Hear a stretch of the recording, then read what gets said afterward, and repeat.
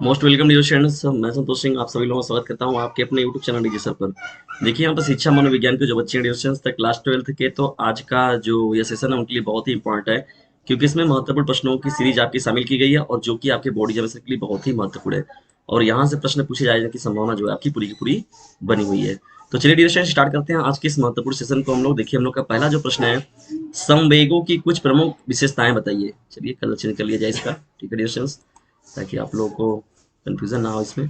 तो यहाँ पर एडिशंस आपका कि संवेगों की कुछ प्रमुख विशेषताएं बताइए। तो संवेगों की कुछ प्रमुख विशेषताएं क्या है आपकी।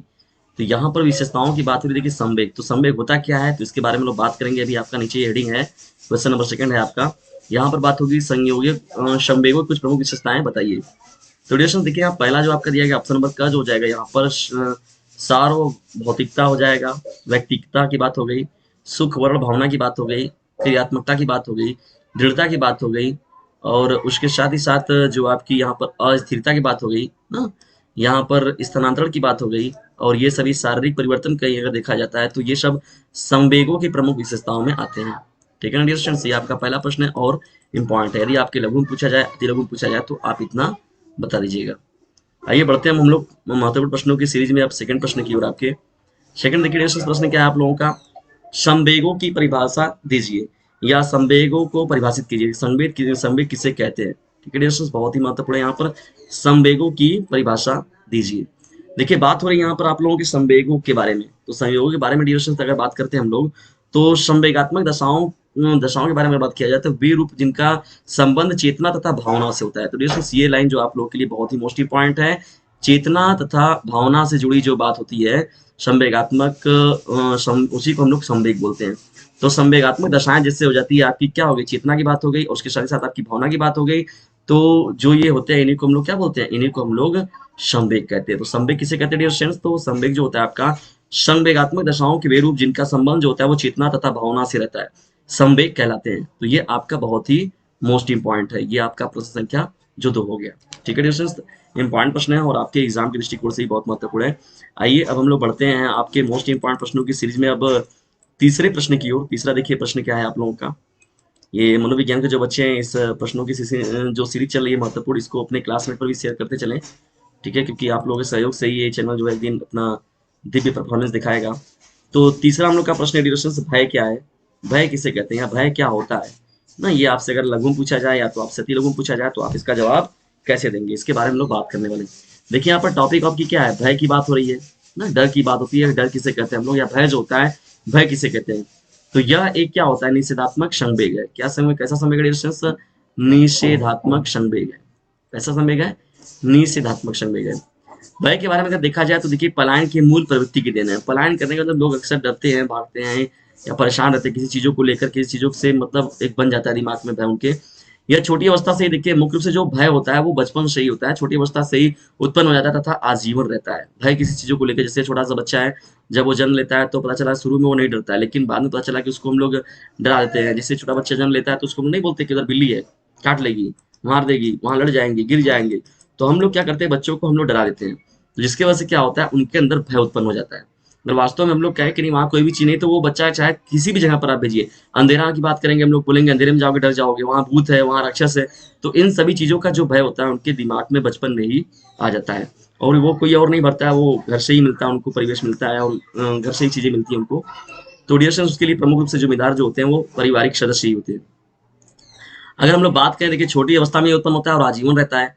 आयु की बात हो गई, परिस्थिति के कारण देखिए इनमें परिवर्तन होता है, थोड़ा बहुत परिवर्तन देखने को मिलेगा आयु के हिसाब से अगर देखा जाए, और परिस्थितियों के अनुरूप जो होता है। कभी कभी क्या होता है, फिर इंसान नहीं डरता है, भय निकल जाता है। तो ये आयु के हिसाब से होता है या परिस्थितियों के अनुसार भी कभी कभी परिवर्तन देखने को मिलता है, लेकिन बहुत ज्यादा उसमें बदलाव नहीं देख पाते हैं लोग। ठीक है डियर स्टूडेंट्स, तो यहाँ पर आपका ये बात हो जाएगा। और देखिए भय के संवेगों की अभिव्यक्ति जो होती है वो भिन्न भिन्न परिस्थितियों में भिन्न भिन्न प्रकार की होती है। तो मैंने पहले ही बताया कि देखिए कंडीशन के हिसाब से क्या होता है आपका, यह चेंज भी होता रहता है। तो भय के संवेगों की देखिए अभिव्यक्ति जो होती है डिविजन, तो वह भिन्न भिन्न परिस्थितियों के में भिन्न भिन्न प्रकार की होती है। तो संवेग की जो अभिव्यक्ति होती है वो बदलती रहती है, टाइम के अनुसार, समय के अनुसार, पार्टिकुलर जो रहता है आपका सिचुएशन के अनुसार, वो उसमें परिवर्तन देखने को मिलता रहता है। तो चलिए अब हम लोग आगे बढ़ते हैं और देखते हैं कुछ और बातें जो हैं भय में आपके, जो भय के लिए इंपॉर्टेंट है। देखिए लघु के हिसाब से अगर आपको लिखना रहेगा तो आप पूरा लिख दीजिएगा, अगर नहीं तो अगर आपको इसको अगर अति लघु में लिखना होगा तो जो मैंने ऊपर दिखाया। स्टूडेंट्स जो मैंने इसमें बताया आप लोगों को, तो यहाँ पर जितनी भी बातें आप लोग को बताई गई है वो सभी की सभी समझ लीजिए इंपॉर्टेंट है। यदि आपको लघु में पूछता है तो आप पूरा लिखिए, लेकिन अगर आपको अति लघु में पूछता है तो इतना आपके लिए पर्याप्त रहेगा। तो भय के बारे में लोग अगर और भी बात करें तो भय का संवेग देखिए क्या होता है, यथासंभव समाप्त करना चाहिए, जितनी जल्दी हो सके संभव हो उसको क्या करना चाहिए, भय का जो संवेग है यथासंभव उसे शीघ्र ही समाप्त कर देना चाहिए। डर भय जो होता है व्यक्ति के अंदर उसे दूर कर देना चाहिए, पहली बात हो गई। दूसरी बात क्या होती है डिस्टेंस, इसका प्रभाव जो होता है व्यक्ति के शारीरिक तथा मानसिक स्वास्थ्य पर पड़ता है। जाहिर सी बात है कि जब डर होता है, भय होता है, तो इसका प्रभाव जो होता है वो साइकोलॉजिकल बॉडी पर तो होता ही है वो व्यक्ति के, और साइकोलॉजिकल भी होता है, मनोवैज्ञानिक तरीके से भी होता है, तो मानसिक और शारीरिक रूप से दोनों के स्वास्थ्य पर पड़ता है। इसलिए जो होता है भय वगैरह की चीजें ज्यादा बच्चों को बचपन में नहीं बोलनी चाहिए, ठीक है। इसका प्रभाव देखिए व्यक्ति की क्या होता है, शारीरिक मानसिक स्वास्थ्य पर पड़ता है, तो बात आप जान ही गए। भय से देखिए देखने को क्या मिलता है, भय से क्या क्या बातें आती है निकल कर। जैसे देखिए भय में मुख्य रूप से अगर देखा जाए तो कांपने, व्यक्ति कांपने लगता है, भय हो जाता है, या चीखने की बात आती है तो पसीना आना की बात हो जाता है, तो भागने की बात हो जाती है, या तो चेहरा क्या पड़ जाता है, लाल पड़ जाता है डिस्टेंस। तो ऐसे कुछ महत्वपूर्ण जो तथ्य हैं जो भय को क्या करते हैं ये लोग इंडिकेट इंगित करते हैं ना, ये इंपॉर्टेंट चीजें हैं। और मतलब जब भी अगर भय में से कोई परिपूर्ण व्यक्ति है तो ये चीजें देखने को मिलती है, ठीक है। चेहरा चेहरा का पीला है देखिए, लाल हो जाना ना, यहाँ पर देखिए यहाँ पर क्या हो रहा है, पीला या लाल हो जाना। मुंह सूखना, देखिए मुंह क्या हो जाता है, सूख जाता है, और मुख जो होता है वो पीला और लाल पड़ जाता है, ये भी देखिए बात निकल कर आती है आप लोगों की ना, ये होता है आपका। तो ये जो हो जाएगा कुछ आपका इंपॉर्टेंट हो जाएगा, ठीक है डियर स्टूडेंट्स। तो यहाँ पर आपका ये तीसरा प्रश्न है और बहुत ही महत्वपूर्ण है। आइए महत्वपूर्ण प्रश्नों की सीरीज में बढ़ते हैं हम लोग आगे और देखते हैं कुछ और महत्वपूर्ण प्रश्नों को। तो देखिए चौथा जो हम लोग का प्रश्न है डियर स्टूडेंट्स, इसमें उसकी ओर हम लोग बढ़ते हैं। देखिए यहाँ पर चौथा हम लोग का प्रश्न है जो है, यहाँ पर जो हम लोग का चौथा प्रश्न है डियर स्टूडेंट्स, चौथा जो हम लोग का प्रश्न है, देखिए यहाँ पर जो आपका प्रश्न संख्या 4 है, संवेगों के मूल तत्व बताइए, या तो बेसिक संवेग कितने हैं। तो देखिए संवेग के मूल तत्व बताइए, प्रारंभिक तत्व बताइए क्या है मूल तत्व, ठीक है, या तो बेसिक संवेग हम लोग किसे कहते हैं इसके बारे में आपको बताना है। तो दोनों में कोई बहुत विशेष अंतर नहीं है आपका, दोनों पार्टिकुलर प्रश्न पूछ सकता है आपसे, तो उन दोनों के लिए ही जो आपको उत्तर यहाँ बताया जाएगा वो पर्याप्त है। तो डियर स्टूडेंट्स यहाँ पर अगर इस प्रश्न का आपको जवाब देना होगा तो देखिए बेसिक संवेग जो होते हैं मुख्य रूप से देखिए 6 प्रकार के होते हैं। कितने प्रकार के होते हैं डियर स्टूडेंट्स, 6 प्रकार के होते हैं। जो देखा जाता है व्यक्ति के अंदर जो चेतना है उनके देखा जाता है ना, मन मस्तिष्क में देखा जाता है। तो जो संवेग कितने प्रकार से देखने को मिलते हैं मुख्य रूप से अगर देखा जाए तो 6 प्रकार से। देखिए पहली जो बात होती है यहाँ पर, तो पहली चीज निकल कर आती है जो इसमें आपका क्रोध होता है, कि अगर कोई भी चीज है उससे प्रति कोई किसी के प्रति पार्टिकुलर क्रोध बन गया, ये पहली चीज निकल कर आती है। दूसरी डिरेक्शन जो बात होती है इसमें, तो वो भय की बात होती है। किसकी बात होती है, भय की ना, इंपॉर्टेंट है आपका। तो सेकंड जो आपका हो जाएगा क्या हो जाएगा, वो भय हो जाएगा। तो पक्का आपका हो जाएगा क्रोध, ख जो होगा आपका भय हो जाएगा।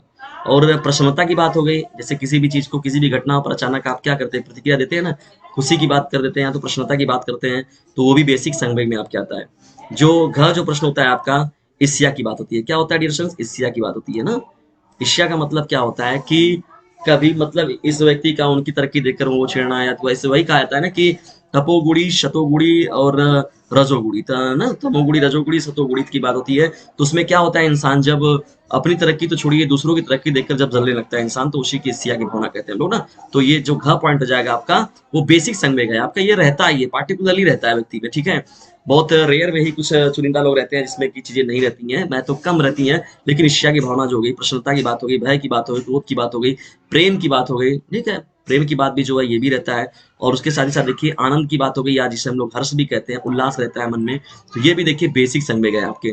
तो बेसिक संवेग जो 6 दिवसों से बहुत ही महत्वपूर्ण है, क्रोध हो गया, भय हो गया, प्रसन्नता हो गई, ईर्ष्या हो गई, प्रेम हो गया, आनंद हो गया। देखिए मुख्य रूप से जो रहता है आपका प्रसन्नता जो है, और आपको प्रेम जो है, देखिए 3 यहाँ पर देखिए 3 का बना हुआ है, 3 जो अच्छे हैं, 3 जो क्या है खराब भी है। तो क्रोध जो है सही नहीं है, भय जो है वो सही नहीं है, और ईर्ष्या जो है वो नहीं रखना चाहिए व्यक्ति को। प्रसन्न रहना चाहिए, आनंद की भाव हमेशा रखनी चाहिए, और प्रेम मतलब जो भी प्राणी मात्र है उनके प्रति दया भाव रखना चाहिए, करुणा रखनी चाहिए, ठीक है। तो ये बेसिक संवेग है मेरे हिसाब से, तो 3 को ग्रहण करना चाहिए, 3 आप ग्रहण भी नहीं करते हैं तो भी कोई बात नहीं है। तो लेकिन मुख्य रूप से डिरेक्शन जो बेसिक संवेग है वो आपको प्रभावित करते हैं, स्वाभाविक रूप से ये 6 जो है आप लोगों को प्रभावित करते ही हैं। आइए अब हम लोग बढ़ते हैं मोस्ट इंपॉर्टेंट प्रश्नों की सीरीज में आपके 5वें प्रश्न की ओर। देखिए डियर स्टूडेंट्स, जो 5वां हम लोग का प्रश्न है वो भी बहुत ही महत्वपूर्ण है। 5वां प्रश्न क्या है, अभिप्रेरणा ना, अभिप्रेरणा की बात हो रही है। अभिप्रेरणा लिख लीजिए यहाँ पर, अभिप्रेरणा का शाब्दिक अर्थ क्या होता है, तो यहाँ पर भी बना लीजिए डियर स्टूडेंट्स, ठीक है। अभिप्रेरणा का शाब्दिक अर्थ क्या होता है? देखिए पहली बात तो ये है कि एक लैटिन शब्द है ना, लेटरिंग मत समझिए। रेडिएशन से यहाँ पर बात हो रही है आप लोग की अभिप्रेरणा की, तो अभिप्रेरणा का जो शाब्दिक अर्थ क्या होता है, वो लैटिन एक भाषा, पहली बात तो है ये चीज मत भूलिएगा आप लोग कि लैटिन भाषा है ये, पहली बात। और दूसरी बात देखिए मोवियर का ये रूप है ना, मोवियर। तो मोवियर का अर्थ क्या होता है? इसका अर्थ क्या होता है डिविएशन? गतिशील या तो सक्रिय ना। अभिप्रेरणा का मतलब क्या होता है? गतिशीलता जिससे हमें प्रदान मिलती है, तो जिसको जिससे हमें क्या होता है, सक्रियता हमारे अंदर उत्पन्न होती है, एक्टिवनेस की बात होती है। जैसे अभिप्रेरणा का मतलब क्या हो गया, जैसे कहा गया कि पार्टिकुलरली आप ये काम नहीं कर सकते या आप वहां नहीं जा सकते हैं, तो किसी ने कह दिया कि नहीं आप वहां बिल्कुल अच्छे से कर सकते हो, आप इस काम कर सकते हो, आप यहाँ पर ये चीज पा सकते हो, आप थोड़ा सा प्रयास करिए। तो हमें क्या किया, आंतरिक रूप से किसी ने प्रेरित कर दिया, सक्रिय कर दिया, गतिशीलता मेरे अंदर दे दी, इंटरनल रूप से मुझे सक्रिय कर दिया।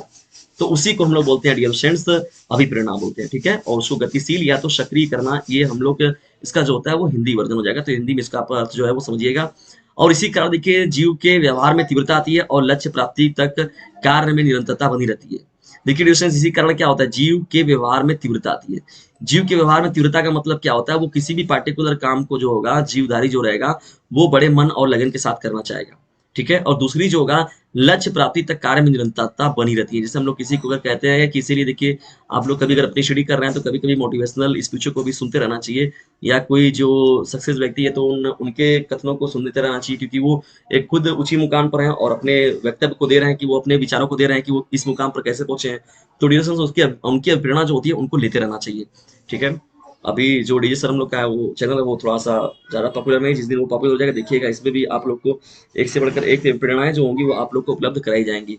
तो डिस्कशन यहाँ याद रखिएगा, पांचों जो आपका है प्रेरणा का शाब्दिक अर्थ क्या होता है, लैटिन शब्द है, ये मोवियर से बना हुआ है, ठीक है, जिसका अर्थ क्या होता है, गतिशीलता या सक्रिय करना होता है, जबकि इंटरनल रूप से, ये बाह्य रूप से तो आपको करेगा ये गतिशील, और उसके साथ ही साथ आंतरिक रूप से भी आप लोग को यह सक्रिय करता है। इसी कारण जीव के व्यवहार में क्या होती है, तीव्रता आती है और लक्ष्य प्राप्ति तक कार्य में निरंतरता बनी रहती है। जब भी निरंतरता की कमी हो तो ये बस याद रखिए कि क्या होगा मेरा एग्जाम, क्या होगा मेरा रिजल्ट। जैसे आप ही लोग हैं नहीं पढ़ रहे हैं इस समय फिलहाल, मेरा नहीं पढ़ रहे थे, लेकिन जैसे ही आप लोग का टाइम टेबल है, फिर आप लोगों ने स्टडी अपनी जारी कर दी, आप लोग के दिमाग में एक डर बन गया कि यहाँ वास्तव में मेरा क्या होगा, मेरा एग्जाम कैसा जाएगा, बड़ा दिक्कत ना हो जाए, कहीं छूट ना जाए, कहीं ऐसा ना हो जाए। तो एक बंदा है ना, तो अभिप्रेरणा का शाब्दिक अर्थ देखिए निकल कर आता है कि आंतरिक रूप से तीव्रता, जैसे आपका परसेंटेज 80 आ गया, 90 आ गया, कोई रिलेशन में पूछेगा, आप बड़े ताव से उसको बताएंगे, तो ये चीजें, इन चीजों को प्रेरणा के रूप में लीजिए।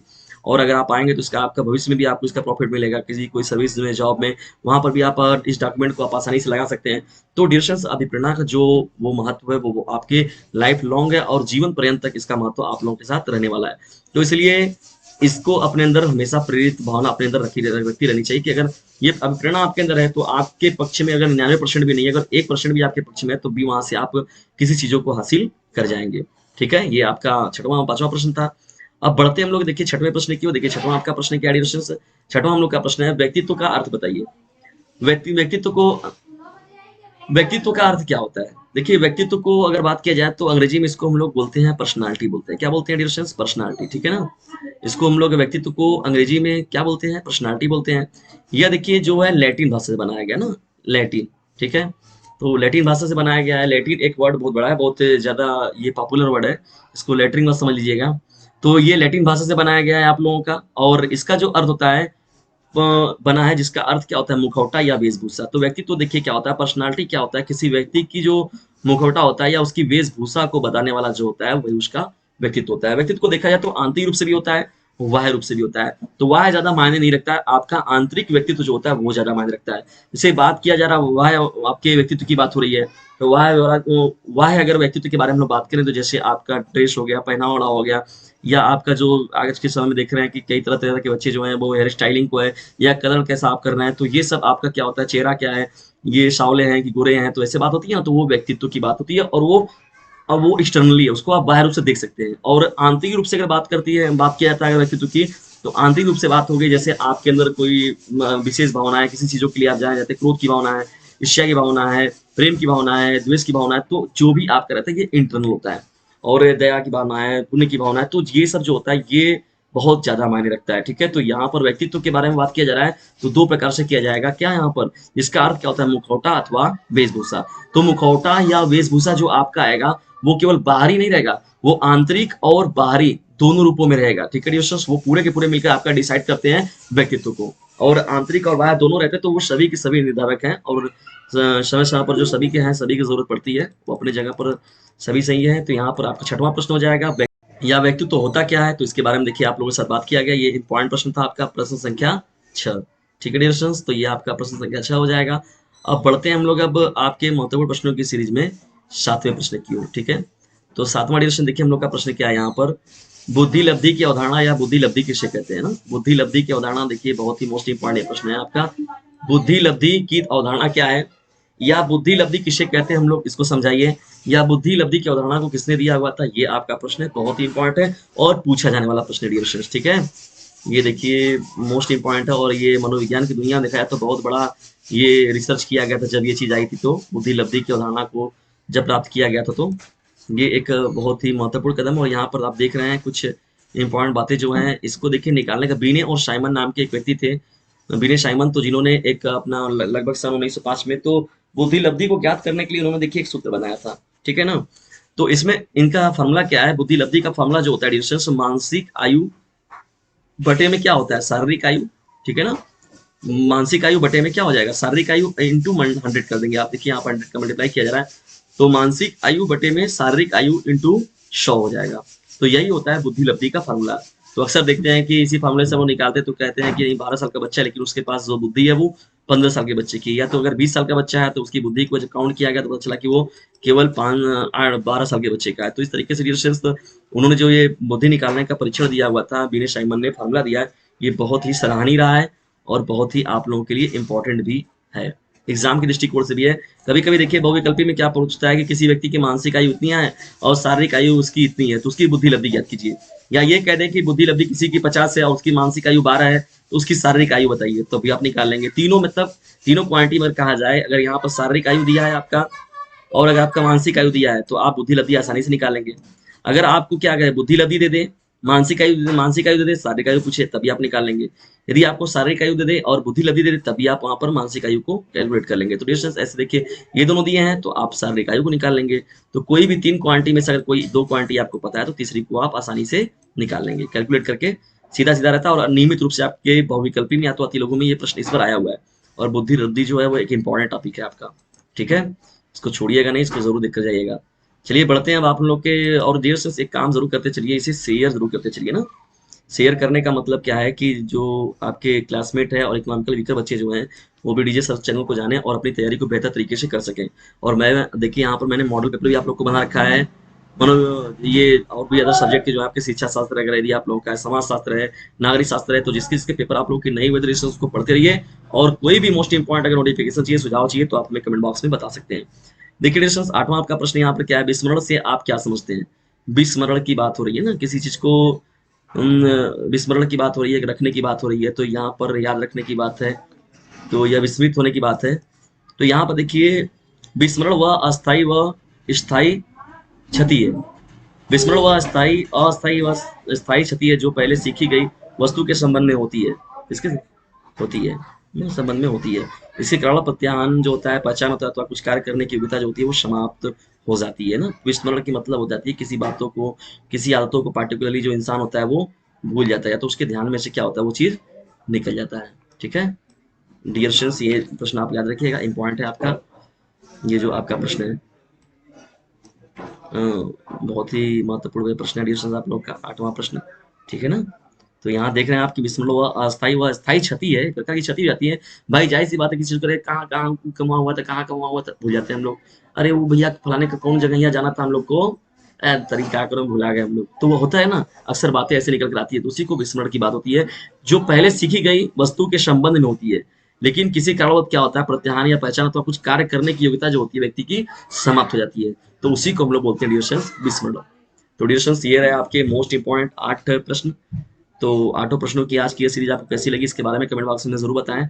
और वीडियो थोड़ा सा भी आप लोग के लिए कहीं से भी हेल्पफुल लगा हो तो इसे प्लीज लाइक शेयर और सब्सक्राइब करना बिल्कुल भी ना भूलें।